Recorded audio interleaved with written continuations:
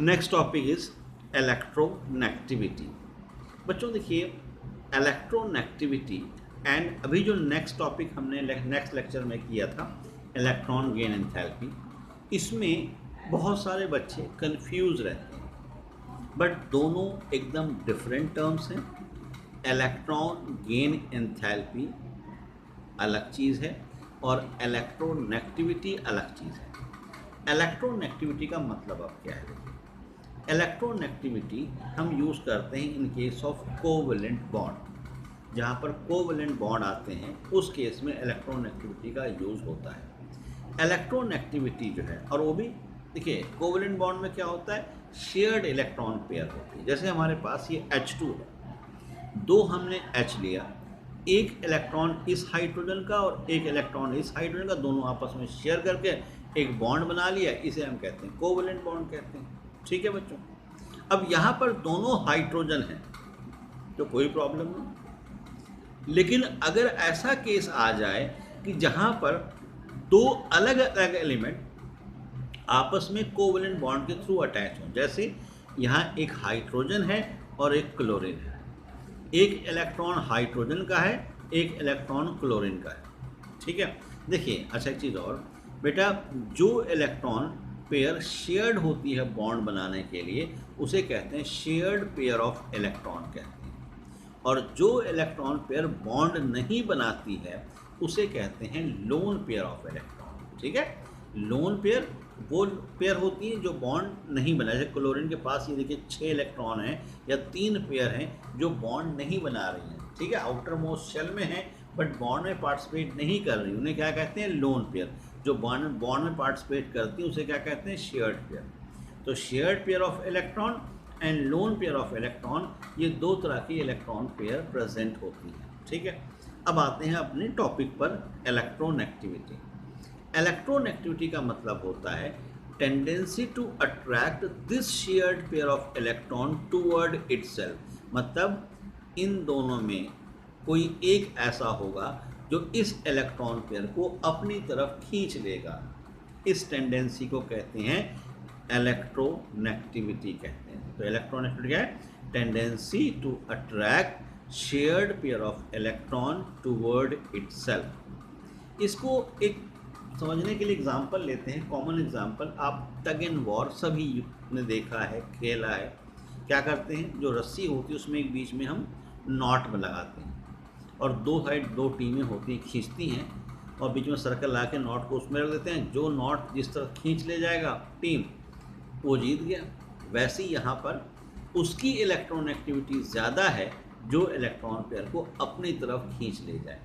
ठीक है, जैसे यहाँ in case of hydrogen and chlorine, chlorine is more electronegative than hydrogen and hence chlorine attract this electron pair, this shared electron pair toward itself. ठीक है, तो electronegativity क्या हुई, tendency to attract shared pair of electron toward itself, अपनी तरफ। अब देखिए, जैसे हाइड्रोजन मैंने आपसे क्या कहा था, यहाँ दोनों सेम एलिमेंट हैं, दोनों की टेंडेंसी सेम है, तो इलेक्ट्रॉन पेयर कहाँ होगा, एकदम मिडिल में।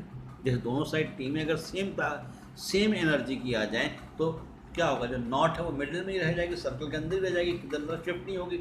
लेकिन अगर एक टीम ज़्यादा स्ट्रॉन्ग है एक दूसरी टीम से तो क्या खींच ले जाएगी पूरे इलेक्ट्रॉन। ठीक है बेटे, तो वही चीज़ यहाँ पे भी है। यहाँ हमारे पास दोनों सेम है। जैसे आप N2 में देख लें, वो भी कोवेलेंट बॉन्ड होता है, O2 में देख लें, Cl2 में देख लें, Br2 में देख लें, यहाँ सब जगह क्या होगा, यहाँ इलेक्ट्रॉन पेयर मिडिल में होगी। क्यों, क्योंकि दोनों टीमें सेम हैं, दोनों एलिमेंट सेम हैं। लेकिन HCl हो गया, HF हो गया, जहाँ पे भी दो डिफरेंट एलिमेंट कोवेलेंट बॉन्ड से अटैच होंगे उस केस में इलेक्ट्रॉन पेयर मिडिल में नहीं होगी, किधर जाएगी, जो ज़्यादा इलेक्ट्रोनेगेटिव होगा। ठीक, अब ये इलेक्ट्रोनेगेटिविटी कैलकुलेट कैसे की जाती है बच्चों? इलेक्ट्रोनेगेटिविटी कैलकुलेट करने के हमारे पास दो स्केल हैं, एक है मिल्कन स्केल और दूसरा है पॉलिंग स्केल। हालांकि आपको सिलेबस में वो कैलकुलेशन वाला पार्ट नहीं है कैसे कैलकुलेट, बट आपको कुछ वैल्यूज़ याद रखनी है बच्चों। दो तरह के मैंने कहा स्केल हैं, एक मिल्कन स्केल और एक पॉलिंग स्केल। और यहाँ जो मैं वैल्यू आपको लिखवा रहा हूँ ये वैल्यूज़ हैं किसकी, पॉलिंग स्केल। पूरे पीरियोडिक टेबल में सबसे ज़्यादा इलेक्ट्रोनेगेटिव एलिमेंट अगर कोई है तो वो है फ्लोरीन, F। मतलब अगर फ्लोरीन है किसी के साथ भी अटैच हो पीरियोडिक टेबल के एलिमेंट में तो वो इलेक्ट्रॉन पेयर को अपनी तरफ ही खींचेगा। मतलब fluorine has the highest electron gain enthalpy value, sorry electron activity value fluorine की 4 होती है। उससे कम होती है ऑक्सीजन की 3.5, उससे कम नाइट्रोजन की 3 और उससे कम क्लोरीन की 3। क्लोरीन की मतलब नाइट्रोजन क्लोरीन दोनों सॉरी बराबर होते हैं, बाकी सब एलिमेंट्स के अलग अलग होती है, किसी कुछ होती है, ठीक है। हाइड्रोजन की 2.1 होती है। तो ये अलग अलग वैल्यूज़ हैं, आपको वैल्यूज अगेन जैसे मैंने कहा याद करने की जरूरत नहीं, बट इनकी याद रखो एटलीस्ट ये 4-5 एलिमेंट। सबसे ज़्यादा किसकी? फ्लोरीन, उसके बाद ऑक्सीजन, फिर नाइट्रोजन, उससे इक्वल क्लोरीन, बाकी और किससे कम होती है, ठीक। इलेक्ट्रोनेगेटिविटी जो है इसको निकालने के लिए एक ये फार्मूला है, मिल्कन स्केल का ही फार्मूला है, XA माइनस XB। यहाँ A और B वो दो एलिमेंट हैं जो आपस में कोवेलेंट बॉन्ड के थ्रू अटैच होने, जैसे HCl के हमने एग्जाम्पल ली, मान लो ये H है, Cl है, तो XA XB मतलब electronegative difference between A and B is equals to formula है 0.1017 अंडर रूट ऑफ डेल्टा। 0.1017 ये 1 है, अंडर रूट डेल्टा। डेल्टा निकालने के लिए यहाँ फार्मूला यूज़ किया जाता है डेल्टा के लिए, और ये फार्मूला होता है energy of A bond A, energy of A bond A minus under root of energy of A bond A into energy of B bond B, ठीक है। तो ये इससे आप डेल्टा निकाल सकते हैं। Delta is equals to energy of A bond A, sorry A bond B minus under root में energy of A bond A into energy of B bond B। इस फॉर्मूले के थ्रू आप डेल्टा निकाल सकते हैं। डेल्टा को आप लाके यहाँ पुट कर दें, आपको क्या मिल जाएगा? इलेक्ट्रॉन एक्टिविटी की वैल्यूज़ मिल जाएंगी, ठीक है बच्चों, क्लियर ही बात। अब ये जो इलेक्ट्रॉन एक्टिविटी है, ठीक है, ये और कई सारे फैक्टर्स पर भी डिपेंड करती है, जैसे स्टेट ऑफ हाइब्रिडाइजेशन। ये टॉपिक हालांकि आपको अभी नहीं है, नेक्स्ट चैप्टर में आएगा। अभी फ़िलहाल आप इतना याद रखिए, हाइब्रिडाइजेशन होता है जब एलिमेंट मिलकर मॉलिक्यूल बनाते हैं, तो जो एलिमेंट के ऑर्बिटल्स होते हैं वो आपस में मिक्स होते हैं। जैसे s ऑर्बिटल हमने पढ़ा है, p orbital, d orbital, f orbital, तो इनमें मिक्सिंग होती है, उसे कहते हैं हाइब्रिडाइजेशन कहते हैं, ठीक है बेटा। क्या होता है? जब एलिमेंट मिलकर मॉलिक्यूल बनाते हैं तो मॉलिक्यूल बनाते हुए उनके ऑर्बिटल जो है उनकी इंटरमिक्सिंग होती है, उसे हाइब्रिडाइजेशन कहते हैं। सर डेफिनेशन ये नहीं आएगी तब बताऊंगा, फिलहाल आपको मैंने बेसिक समझाया। जैसे हमारे पास फिलहाल हम यहाँ ले रहे हैं, देखिए आप फैमिलियर हैं कार्बन सिंगल बॉन्ड कार्बन से, कार्बन डबल बॉन्ड कार्बन से, कार्बन ट्रिपल बॉन्ड कार्बन से, आप जानते हैं, आपने पढ़ा हुआ 10th में। अगर कार्बन सिंगल बॉन्ड कार्बन है, मतलब कार्बन सिंगल बॉन्ड से अटैच है, तो वो कार्बन हमेशा sp3 हाइब्रिडाइज होगा। इसको ऐसे प्रोनाउंस करते हैं sp3, मतलब s का एक ऑर्बिटल और p के तीनों ऑर्बिटल जो होते हैं वो मिक्स किए गए आपस में। s का एक ही होता है और p में हमने ब्लॉक बनाए थे 3 याद है इलेक्ट्रॉनिक कन्फिग्रेशन में, तो p के 3, तो अगर सारे p के मिल जाएं और s का मिल जाए तो उसे क्या कहते हैं? sp3 कहते हैं। अगर डबल बॉन्ड है तो उसमें sp2 होता है, p के सिर्फ 2 ही यूज़ होते हैं और s का तो यूज़ हो गई sp2, और ट्रिपल में s का एक, p का एक, बाकी यूज़ नहीं होते। अब देखिए इसमें अगर हम परसेंटेज s करेक्टर की बात करें, यहाँ पर sp3 मतलब 3 पार्ट p है, 1 पार्ट s है, तो s का करेक्टर कितना होगा? 25% s होगा। यहाँ sp2 है 33% s होगा, यहाँ दोनों आधे आधे 50%। ये है s करेक्टर। मतलब अगर आप sp3, sp2, sp में देखें तो s करेक्टर इंक्रीज हो रहा है, ठीक है। ट्रिपल बॉन्ड में s करेक्टर सबसे ज़्यादा होगा और सिंगल में सबसे कम होगा। जितना ज़्यादा s करेक्टर होगा उतना इलेक्ट्रोनेगेटिविटी ज़्यादा होगी। ठीक है, नॉर्मली एलिमेंट की इलेक्ट्रोनेगेटिविटी फिक्स होती है। जैसा हमने बात की, फ्लोरीन की 4 है, ऑक्सीजन की 3.5 है, बट ऐसे केस में अब यहाँ पर देखिए तीनों ही क्या है? कार्बन है, बट ये जो कार्बन ट्रिपल से अटैच है वो ज़्यादा इलेक्ट्रोनेगेटिव होगा एज़ कम्पेयर टू फर्स्ट जो सिंगल से अटैच है। तो सेम एलिमेंट है लेकिन अटैच किसके साथ है उस पर डिपेंड कर रही है कि इलेक्ट्रोनेगेटिविटी की वैल्यूज़ क्या होंगी, और इलेक्ट्रोनेगेटिविटी वैल्यू जो है वो डिफ़र कर रही हैं। ठीक है बेटे, तो ये एक चीज़ आपको याद रखनी है, स्टेट ऑफ हाइब्रिडाइजेशन के हिसाब से इलेक्ट्रॉन एक्टिविटी होती है। तो अगर आपका एलिमेंट ट्रिपल बॉन्ड से अटैच है या sp हाइब्रिडाइज है तो उसकी इलेक्ट्रॉन एक्टिविटी ज़्यादा होगी एज़ कम्पेयर टू अदर। ठीक है बेटे। दूसरी जो चीज़ में आपको याद रखनी है बेटा वो ये है कि हमारे पास state of hybridization, state of oxidation, state of oxidation, जैसे हमने यहाँ दो एलिमेंट लिए हैं, मतलब दो आयंस लिए हैं, Fe2 पॉजिटिव Fe3 पॉजिटिव। यहाँ पर आयरन 2 इलेक्ट्रॉन लूज कर रहा है, यहाँ पर आयरन 3 इलेक्ट्रॉन। इसकी ऑक्सीडेशन स्टेट 3 है, इसकी ऑक्सीजन स्टेट 2 है। जितनी ज़्यादा ऑक्सीडेशन स्टेट होगी उतना ज़्यादा एलिमेंट इलेक्ट्रॉन एक्टिव होगा। अब देखिए यहाँ दोनों आयरन थे बट इलेक्ट्रॉन एक्टिविटी दोनों की फ़र्क है। क्यों? क्योंकि हाइब्रिड जो ऑक्सीडेशन स्टेट है वो फ़र्क है। तो ऑक्सीडेशन स्टेट वाइज याद रखिए, जिस एलिमेंट की ज़्यादा ऑक्सीडेशन स्टेट होगी उसकी इलेक्ट्रॉन एक्टिविटी भी ज़्यादा होगी, उसकी इलेक्ट्रॉन एक्टिविटी भी ज़्यादा होगी। क्लियर हुई बात बच्चों? उसके बाद दूसरा है कि इस तरह के एलिमेंट आपस में शेयर किए गए हैं उस पर भी इलेक्ट्रॉन एक्टिविटी डिपेंड करती है। जैसे यहाँ पर CF3I है, यहाँ CH3I। अब CF3I जो है ऑब्वियसली यहाँ पे 3 फ्लोरीन है, ज़्यादा इलेक्ट्रॉन एक्टिव होगा एज़ कम्पेयर टू CH3H की कम होती है इलेक्ट्रॉन एक्टिविटी। तो एलिमेंट किस तरह के अटैच हो रहे हैं उस पर भी इलेक्ट्रॉन एक्टिविटी का फ़र्क पड़ता है। जितनी ज़्यादा इलेक्ट्रॉन एक्टिव एलिमेंट अटैच होंगे उतनी ज़्यादा इलेक्ट्रॉन एक्टिविटी होती है। क्लियर बच्चों यहाँ तक बात? ठीक है। तो ये तो होगी बात इलेक्ट्रॉन एक्टिविटी क्या होती है और किस तरह से चेंज होती है। अच्छा, इलेक्ट्रॉन एक्टिविटी का जनरल ट्रेंड पीरियोडिक टेबल में एज सच कुछ भी नहीं है, बट ये याद रखिए हेलोजन्स जो है अगेन यहाँ पर ज़्यादा इलेक्ट्रॉन एक्टिव होते हैं as compare to other element. But जैसे आपको मैंने बताया था सबसे ज़्यादा फ्लोरीन की होती है, फिर ऑक्सीजन की होती है, फिर उसके बाद होती है किसकी? नाइट्रोजन की, और उसके इक्वल होती है क्लोरीन। राइट? ठीक है। लेकिन अगर आप सिर्फ ग्रुप वाइज कंपेयर करें तो जो हेलोजन्स हैं उनकी ज़्यादा इलेक्ट्रॉन एक्टिव होती है as compare to other element. अब ये जो है आप इसकी एप्लीकेशंस की बात करें, मतलब इलेक्ट्रॉन एक्टिविटी का यूज़ क्या है, तो इलेक्ट्रॉन एक्टिविटी का यूज़ ये है कि इससे हम metallic and non metallic character of the element जज कर सकते हैं। मेटालिक एंड नॉन मेटालिक, जैसे जो इलेक्ट्रॉन एक्टिविटी इंक्रीज होगी तो हमेशा नॉन मेटालिक कैरेक्टर इंक्रीज होगा। क्यों? जैसे मैंने अभी आपसे कहा कि हेलोजन्स की इलेक्ट्रॉन एक्टिविटी ज़्यादा होती है, ज़्यादा नॉन मेटालिक कैरेक्टर शो करते हैं। या आप देखो मैंने आपको क्या क्या बोला, फ्लोरीन, ऑक्सीजन, नाइट्रोजन, क्लोरीन, कहीं कोई मेटल आया? नहीं आया ना। ठीक है बेटे। तो ऑब्वियसली जितने नॉन मेटालिक एलिमेंट्स हैं उनकी इलेक्ट्रॉन एक्टिविटी की वैल्यू हाई होती है। जैसे से मेटालिक कैरेक्टर की तरफ आप बढ़ेंगे इलेक्ट्रॉन एक्टिविटी की वैल्यू कम होती जाएगी। ठीक है बेटे। तो इलेक्ट्रॉन एक्टिविटी से आप मेटालिक और नॉन मेटालिक कैरेक्टर जज कर सकते हैं। मान लीजिए किसी की इलेक्ट्रॉन एक्टिविटी 1 है तो सीधी सी बात है वो क्या होगा? मेटल ही होगा। ठीक है। और कम है तो मेटल ही होगा।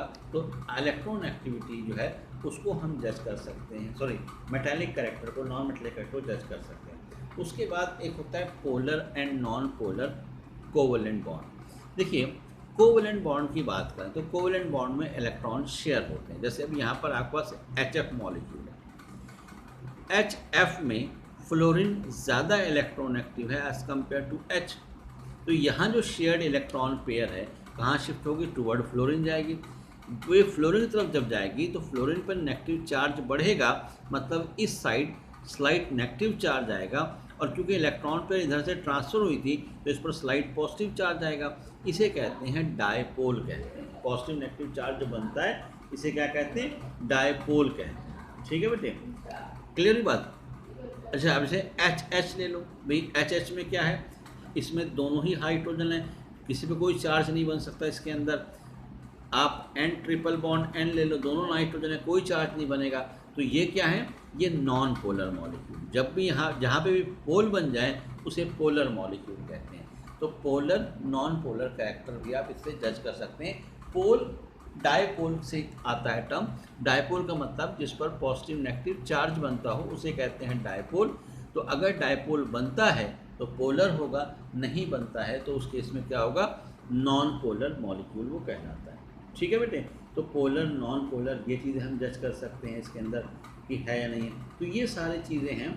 बाकी देखिए इलेक्ट्रॉन एक्टिविटी की टर्म जो है आगे भी हम बहुत डिटेल में आपको पढ़ना है, बॉन्डिंग में इसका बहुत यूज़ आगे आएगा। जो पोलर नॉन पोलर की हम यहाँ फिलहाल बात करें, यहाँ तो मैंने छोटी सी आपको डेफिनेशन बताई, आगे चल के नेक्स्ट चैप्टर में काफ़ी चीज़ें ये सब डिटेल में आएंगी। तो ये सारा पॉइंट था अबाउट इलेक्ट्रोनेगेटिविटी। तो इलेक्ट्रोनेगेटिविटी क्या है बेटा, tendency to attract shared pair of electron toward itself, इसे कहते हैं इलेक्ट्रोनेगेटिविटी कहते हैं। अब देखिए छोटी छोटी सी टर्म्स और हैं जो जनरल पीरियोडिक टेबल से रिलेटेड यूज़ होंगी आपको। ये सारी चीज़ें आपको बेटा, जैसे मैंने आपको कहा था ना, पीरियोडिक टेबल जब आप पढ़ोगे, एलिमेंट्स पढ़ना भी हमने, हाइड्रोजन, पी ब्लॉक, सब ये सारे बिहेवियर दोबारा से आने हैं उसके अंदर, एक एक पॉइंट आपको रिपीट होंगे। ठीक है, क्लियर, तब आपको पता होना चाहिए क्या होता है। वहाँ आपको सिर्फ बिहेवियर बताया जाएगा और कुछ और चीज़ें निकल जाएंगी आगे, तो वहाँ पर ये चीज़ें आपको दोबारा नहीं बताएंगी, ये चीज़ें आपको यहीं पर याद रखनी है। जैसे एक होता है एनामलस बिहेवियर। अब ये एनामलस बिहेवियर क्या होता है, सुनिए। एनामलस बिहेवियर क्या है कि जो आपके एलिमेंट्स हैं पीरियोडिक टेबल में, तो जैसे आप एग्जांपल लें, अल्कली मेटल्स का ही लेते हैं, lithium, sodium, potassium, rubidium, caesium. ठीक है, अल्काइन अर्थ मेटल में beryllium, magnesium, calcium, strontium, barium. ठीक है, जो ये पहले एलिमेंट हैं जैसे लिथियम हो गया या फिर बेरिलियम हो गया, ये किसके सेकेंड पीरियड के एलिमेंट हैं। जो सेकेंड पीरियड के एलिमेंट्स हैं, ये एलिमेंट, क्योंकि देखो भाई अगर आप अल्कली मेटल में देखें तो इसके ऊपर हाइड्रोजन है, वरना पहला एलिमेंट तो अल्कली तो लिथियम ही है, सेकेंड में हाई बेरिलियम पहला, और अब पी ब्लॉक में चले जाएँ तो वहाँ सेकेंड पीरियड के ही एलिमेंट पहले हैं भाई, बोरॉन फैमिली में बोरॉन, कार्बन में carbon, nitrogen family nitrogen, oxygen family में ऑक्सीजन, हाइड्रोजन में फ्लोरीन, हाँ फिर नोबल गैस में जाके ऊपर हीलियम बनता है। खैर, तो मैं ये बात कर रहा हूँ जो आपका सेकेंड पीरियड है, सेकेंड पीरियड आपको जो एलिमेंट बोले, lithium, beryllium, boron, carbon, nitrogen, oxygen, fluorine and helium, sorry neon, ये सारे एलिमेंट जो हैं, हर ग्रुप का जो पहला एलिमेंट है या आप सेकेंड पीरियड का एलिमेंट कह लो, इसकी प्रॉपर्टी अपने बाकी एलिमेंट के जो पीरियड के एलिमेंट हैं उनसे अलग होगी। ठीक है, जैसे लिथियम की कुछ प्रॉपर्टीज़ हैं जो बाकी एलिमेंट से मैच नहीं करती। जैसे लिथियम जो है मोस्टली कोवेलेंट कंपाउंड बनाता है, जबकि अल्कली मेटल आयोनिक कंपाउंड बनाती है। ठीक है बेटे, बेरिलियम फ्लेम कलर नहीं शो करता जैसे बाकी शो करते हैं, और बहुत सारी प्रॉपर्टीज़ ऐसी आगे आप जब चैप्टर वाइज चलोगे तो आपको डिटेल में इन प्रॉपर्टीज़ के बारे में पढ़ना है, हर ग्रुप का अपना एनामलस बिहेवियर पढ़ना है आपने। खैर, यहाँ पे हम इन जनरल बात कर रहे हैं। तो एनामलस बिहेवियर का मतलब क्या हुआ कि बाकियों से अलग। जैसे मान लो आप एक घर में एक फैमिली है, उसमें सारों का एक जैसा नेचर हो, बट एक अपना अलग ही चल रहा है, अपने अलग ही राग जो है कर रहा है, मैं ये नहीं खाऊंगा, मैं ये नहीं करूँगा, वो नहीं करूँगा, इस तरह से, वो एनामलस बिहेवियर का। अब ये क्यों होता है भाई, ऐसा क्यों है कि उसका एनामलस बिहेवियर है। ठीक है, ज़्यादा लाड प्यार मिल गया इस वजह से। ठीक है बेटे, तो उसका रीज़न है पहला स्मॉल साइज। जैसे हर घर में नहीं, छोटा बच्चा जो होता है उसको ज़्यादा प्यार करते हैं, तो पहला रीज़न है स्मॉल साइज। अब देखिए स्मॉल साइज होगा तो आयोनाइजेशन एंथैल्पी हाई हो जाएगी, इलेक्ट्रॉन गेन एंथैल्पी ज़्यादा नेगेटिव हो जाएगी। ठीक है, तो स्मॉल साइज होना जो है एक रीज़न है जिसकी वजह से सेकेंड पीरियड के एलिमेंट एनामलस बिहेवियर शो करते हैं। दूसरा है एब्सेंस ऑफ डी ऑर्बिटल, बहुत काम की चीज़, एब्सेंस ऑफ डी ऑर्बिटल। कैसे, देखो लिथियम है 1s2 2s1, यहाँ सेकेंड शेल आ गया, इसका 2p आएगा, सेकेंड शेल पूरा हो जाएगा, तो 2s एंड 2p, मतलब p सेकेंड में तो d होता ही नहीं है ना। ठीक, जबकि अगर आप इसके नीचे का एलिमेंट देखें, sodium 1s2 2s2 2p6 3s1, अब यहाँ 3s1 है। ठीक है बेटे, तो 3p भी होगा, 3d भी आएगा, भले ही उसमें इलेक्ट्रॉन नहीं है, खाली है, बट होंगे तो भाई थर्ड शेल जब आ गया, थर्ड शेल मतलब तीसरा शेल, तो उसके सारे सब शेल होंगे, भले उसमें इलेक्ट्रॉन ना प्रेजेंट हो, भाई पूरा मकान बन गया, रहने वाला भले ही एक हो। ठीक है, तो डी सब शेल इसमें प्रेजेंट होता है, इसमें थर्ड पीरियड के एलिमेंट में। ऐसे ही beryllium magnesium beryllium 1s2 2s2 second shell, second में डी एब्सेंट। मैग्नीशियम में देखिए 1s2 2s2 2p6 3s2, यहाँ डी प्रेजेंट होगा। तो एब्सेंस ऑफ डी ऑर्बिटल जो है ये सेकेंड रीजन है for the anomalous behaviour of second period element. And third is high ionisation enthalpy, जो इनकी आयोनाइजेशन एंथैल्पी है स्मॉल साइज होने की वजह से काफ़ी हाई होती है। तो ये तीन बेसिक रीज़न है, ठीक है बेटे, एनोमलस बिहेवियर के लिए। क्या रीज़न है? Small size, absence of D orbital and high ionisation enthalpy, इसे कहते हैं। और ये हर ग्रुप में मिलेगा, ऐसा नहीं कि ये किसी एक चीज़ की प्रॉपर्टी है, ये पूरे ग्रुप का ट्रेंड आएगा। जब पीरियोडिक टेबल हम पढ़ेंगे तो डिटेल में करते चलेंगे हर ग्रुप का अलग से। उसके बाद नेक्स्ट बच्चों है वो है, ये भी एक जनरल प्रॉपर्टी है, डायगोनल रिलेशनशिप। हालांकि ये प्रॉपर्टी जो है ये सिर्फ 3 ही पेयर शो करते हैं पीरियोडिक टेबल के, और ये पेयर आपको याद रखना है। देखिए पीरियोडिक टेबल में फर्स्ट पीरियड में एलिमेंट आता है लिथियम सोडियम, सेकेंड पीरियड का, थर्ड पीरियड का। सेकेंड में आता है बेरिलियम मैग्नीशियम, 13 में बोरॉन एल्युमिनियम, 14 में कार्बन सिलिकॉन। पीरियोडिक टेबल में लिथियम और मैग्नीशियम डायगोनली प्रेजेंट है, बेरिलियम एल्युमिनियम डायगोनली प्रेजेंट है, और बोरॉन एंड सिलिकॉन डायगोनल। और भी बहुत सारे डायगोनली हैं बट बाकियों में ये प्रॉपर्टी एप्लीकेबल नहीं होती। अब इनका कहना है कि जो डायगोनली एलिमेंट प्रेजेंट हैं इनकी प्रॉपर्टी सेम होती हैं, मतलब लिथियम की मैग्नीशियम से मैच करेगी, बेरिलियम की एल्युमिनियम से मैच करेगी, बोरॉन की सिलिकॉन से मैच करेगी। अगर इस तरह का ट्रेंड आता है तो उसे कहते हैं डायगोनल रिलेशनशिप कहते हैं, और पीरियोडिक टेबल में इनके अलावा कोई डायगोनल रिलेशनशिप नहीं है। ठीक है बच्चों, बस ये 3 पेयर आपको याद रखने हैं, lithium magnesium, beryllium aluminium, boron silicon. ठीक है, ये डायगोनली है। कैसे? अब देखो जैसे आप मान लो पीरियोडिक टेबल में लेफ़्ट टू राइट मूव किया आपने, साइज़ क्या हुआ? डिक्रीज हुआ। डाउन द ग्रुप है, साइज़ इंक्रीज हो गया। तो यहाँ से यहाँ तक जाने में जितना साइज़ डिक्रीज हुआ था उतना ही इंक्रीज हो गया, मतलब lithium and magnesium shows almost same size. ऐसे ही और तमाम प्रॉपर्टीज़ को लेकर हम कह सकते हैं। तो इसे कहते हैं बच्चों डायगोनल रिलेशनशिप कहते हैं। उसके बाद नेक्स्ट है IUPAC naming of the element. IUPAC naming देखिए, अच्छा जो एलिमेंट थे शुरू में, जो एलिमेंट डिस्कवर हुए हैं तो जिसने डिस्कवर किए उनकी प्रॉपर्टीज़, जिस कंट्री में डिस्कवर हुए वहाँ के ट्रेडिशन, उनके नाम से एलिमेंट के नाम रखे गए, या एलिमेंट की प्रॉपर्टीज़ के हिसाब से, कैरेक्टरिस्टिक के हिसाब से, जैसे सोडियम है, पोटेशियम है, ऑक्सीजन है, हेलोजन है, ठीक है, इन सब के नाम। लेकिन अब जो नए एलिमेंट डिस्कवर हो रहे हैं उनके नाम अकॉर्डिंग टू IUPAC सिस्टम ही आते हैं। मतलब ऐसा नहीं है कि मेरा जो मन किया मैंने नाम रख दिया, हर किसी का नाम जो है वो अकॉर्डिंग टू IUPAC सिस्टम होता है। बड़ा ईजी सिस्टम है, ठीक है। जैसे अब इसमें आपको क्या याद रखना है, अगर मतलब नंबर 0 आ जाए नाम में, एटॉमिक नंबर में, तो उसको 0 कहते हैं नील, 1 को कहते हैं अन, 2 को कहते हैं बाय, 3 को कहते हैं ट्राई, 4 को कहते हैं क्वाड, 5 कहते हैं पेंट, 6 कहते हैं हेक्स, 7 को सेप्ट, 8 को ऑक, 9 को इन। अब यहाँ जो डिफरेंस है देखिए, 0 को तो आप नीली कहते हैं, 1 को अन कहा गया, ठीक है, और 2 को बाई। यहाँ पे कोई भी पहला अल्फ़ाबेट रिपीट नहीं आपने देखा। देखिए नॉर्मली 7 को हम क्या कहते हैं? हेप्ट कहते हैं, IUPAC में आपने किया हुआ है, बट यहाँ सेप्ट कहा गया, क्योंकि अगर हेप्ट कहते तो हेक्स का H और 7 का दोनों का H सेम हो जाता, फिर पढ़ने में प्रॉब्लम आ जाती।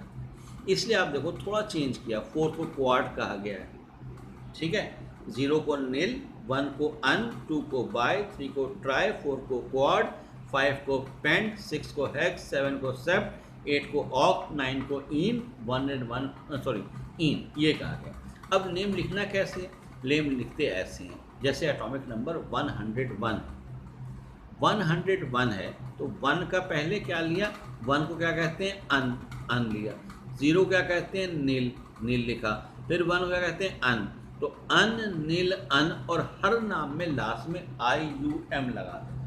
तो इसका पूरा नाम एलिमेंट का क्या, जैसे Na का आप सोडियम कहते हो, वैसे इसका नाम क्या हुआ? अन, नील, अन, यम, ठीक है। और सिंबल क्या हो गया? सोडियम में आप Na लिखते हो। वैसे यहाँ सिंबल होगा अन का यू लिया, नील का एन लिया, फिर अन का U N U. Periodic table में आपको यही लिखा मिलेगा, जैसे उन हर एलिमेंट का लिखा होता है, सोडियम का Na, पोटेशियम के, वैसे ही 101 एलिमेंट का यू एन यू। ऐसे मान लो एटॉमिक नंबर 120 है, तो 120 में क्या हो जाएगा, 1 का अन, 2 का बाय, 0 का नील, एम, अन बाय नील एम, क्या हो जाएगा, यू बी एन। ठीक है, ये नाम हो गया। तो इस तरह से आप किसी की भी नेमिंग कर सकते हो, कोई भी एलिमेंट जो है उसका नेम आप लिख सकते हो। ठीक है बेटे, अकॉर्डिंग टू आयु।